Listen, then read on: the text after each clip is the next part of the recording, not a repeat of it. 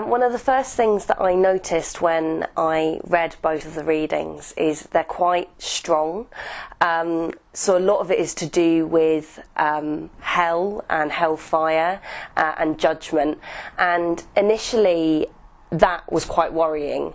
I know that a lot of people who aren't Catholics will look at the Catholic Church and think, oh, it's very much fire and brimstone, and I can see why they would think that, because initially on the surface it is a bit like, oof. But when you sort of read deeper and actually into it and what it is saying, the underlying stone and the underlying thought is that it's actually all to do with the forgiveness and the love of God.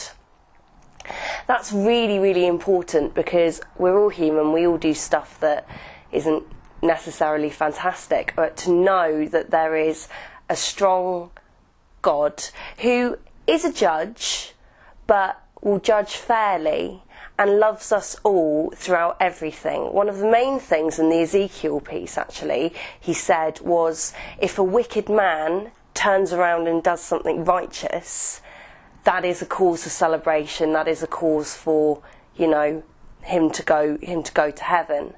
And it is more important for God to look at our righteousness and our good things that we do rather than the bad. And that for me is quite an encouragement, because I'm not like a terrible person, but I do stuff wrong, and it's good to know that he's constant and there. The other theme that I noticed was a theme of forgiveness. And obviously with Lent being Lent and Jesus dying on the cross, it's important to remember that he will forgive you and he loves you. That can be quite hard, especially in today's world, especially as a young person, when you've got so many distractions and so many things.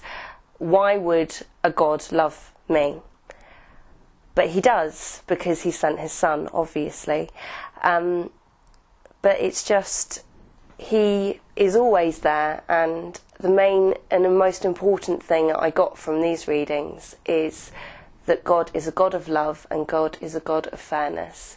And as long as you love him and know that he loves you, everything is generally okay.